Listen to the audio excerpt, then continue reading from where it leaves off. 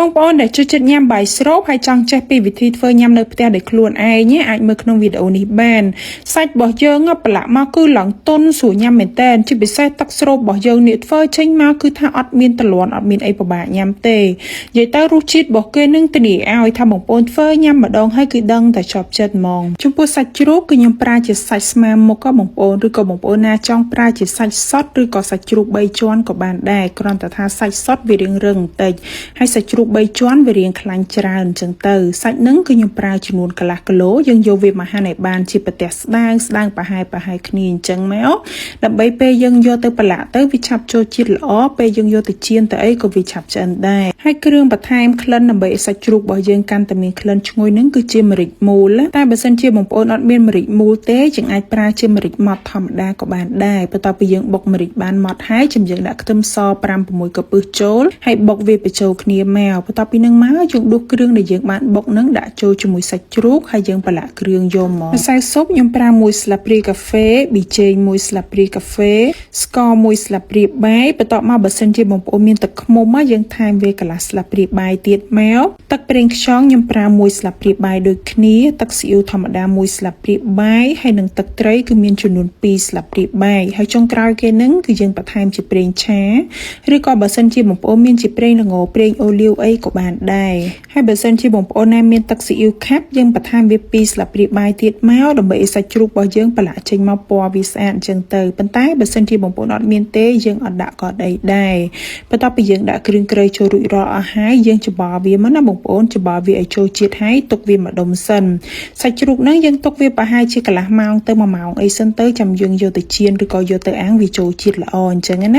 ាហើយបញ្ជាក់បងប្អូនឡើងវិញគ្រឿងដែលខ្ញុំបានប្រាប់បងប្អូនទាំងប្រមាណហ្នឹងគឺខ្ញុំប្រើជាមួយសាច់ជ្រូកចំនួនកន្លះគីឡូបន្ទាប់ពីយើងប្រឡាក់សាច់រួចរាល់ហើយយើងមកហាន់គល់ខ្ទឹមជាមួយស្លឹកខ្ទឹមហ្នឹងចំនួន 4-5 គល់មកសម្រាប់ធ្វើទឹកខ្លាញ់ស្រូបបាយផ្នែកគល់យើងហាន់ទុកម្ដុំមកហើយស្លឹកយើងហាន់ទុកផ្សេងមកណាបងប្អូនហើយបន្ទាប់មកហ្នឹងគឺយើងមកគោះពងទាដើម្បីដាក់ចៀនពងទាមុនគេចំពោះពងទាគឺខ្ញុំប្រើតែ2គ្រាប់ទេយើងបន្ថែមម្សៅស៊ុបមួយចិបស្ករមួយចិបជាមួយនឹងទឹកប្រេងខ្យងបន្តិចមកហើយចុងក្រោយគេខ្ញុំថែមទឹកបន្តិចដើម្បីឲ្យពងកឡុករបស់យើងចៀនមកវារាងទន់អញ្ចឹងទៅបើសិនជាយើងអត់ដាក់ទឹកទេវារាងរឹងបន្តិចអញ្ចឹងណាចំពោះការចៀននេះគឺខ្ញុំចៀនយករាងក្រាស់ដែរបងប្អូនខ្ញុំអត់យកស្ដាងពេកទេហើយពងកឡុកហ្នឹងយើងទុកវា2-3ស្លាបព្រាមកដើម្បីធ្វើទឹកខ្លាញ់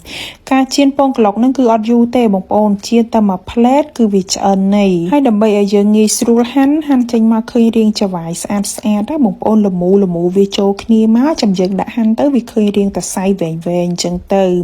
ហើយសាច់ជ្រូករបស់ខ្ញុំនេះខ្ញុំទុកប្រហែលជាជិត1ម៉ោងបងប្អូនបន្ទាប់ពីនឹងមកគឺវាចូលជាតិយើងអាចយកទៅចៀនបានហើយចំពោះការចៀនគឺយើងប្រើភ្លើងកដាលបងប្អូនអត់តិចពេកហើយក៏អត់ក្តៅខ្លាំងពេកដែរចំពោះការចៀនហ្នឹងប្រើពេលប្រហែលជាខ្ទង់ 7-8 នាទីដែរយើងមើលតែសាច់ជ្រូករបស់យើងឡើងក្រហមមកល្មមប៉ុណ្ណឹងគឺយើងអាចលើកទុកបានហើយបើសិនជាបងប្អូនណាចង់យកទៅអាំងក៏បានដូចគ្នាបន្ទាប់ពីខ្ញុំចៀនសាច់ជ្រូកឆ្អិនហើយខ្ញុំទុកវាម្ដុំសិនយើងមកធ្វើទឹកខ្លាញ់ចំពោះទឹកខ្លាញ់នេះគឺខ្ញុំប្រើខ្ទះដដែលបងប្អូនយើងពងគល់ខ្ទឹមដែលយើងបានហាន់ហើយស្រាប់នឹងហើយយើងពងវាឡើងក្រហមបន្តិចមកចាំយើងចាក់ពងទាចូលប៉ុន្តែមុននឹងចាក់ពងទាចូលនោះបងប្អូនបន្ថយភ្លើងបន្តិចមកឲ្យនៅភ្លើងតិចបានហើយចាំចាក់ចូលមិនអញ្ចឹងទេពងទារបស់យើងនឹងវាទៅជារាងឆ្អិនដុំអញ្ចឹងទៅបន្ទាប់មកយើងបន្ថែមទឹកបន្តិចបន្ថែមស្ករ1ស្លាបព្រាកាហ្វេប្រេងខ្យង1ស្លាបព្រាបាយជាមួយនឹងម្សៅស៊ុបកន្លះស្លាបព្រាកាហ្វេរសជាតិនឹងយើងអត់យកឲ្យវាប្រៃផ្អែមឬក៏ល្មមដូចម្ហូបយើងញ៉ាំហ្មងទេបងប្អូនយើងគ្រាន់តែឲ្យវាមានរសជាតិរាងឡែមតិចអញ្ចឹងទៅ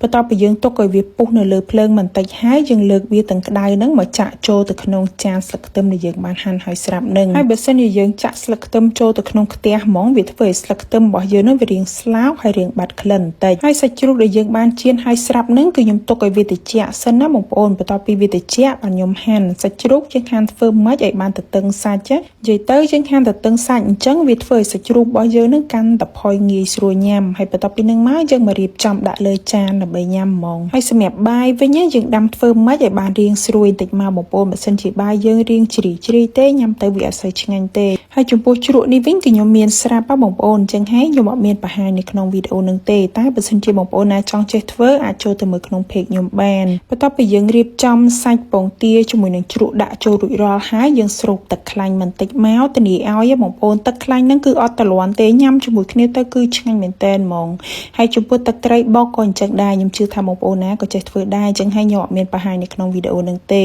ទឹកត្រីបុកគឺខ្ញុំស្រូបចូលជាមួយគ្នាហ្មងណាបងប្អូនហើយបើសិនជាបងប្អូនណាចង់បន្ថែមជាទឹកស៊ីអ៊ីវជាអីទៀតក៏បានដែរហើយបើសិនជាបងប្អូនណាលក្ខណៈថាយើងខ្ជិលធ្វើគ្រប់គ្រឿងគ្រប់មុខអញ្ចឹងយើងគ្រាន់តែចៀនសាច់ញ៉ាំធម្មតាក៏បានដែរគ្រាន់តែថាបាយស្រូបសាច់របស់វានឹងរាងផ្អែមហើយអត់សូវប្រៃខ្លាំងទេ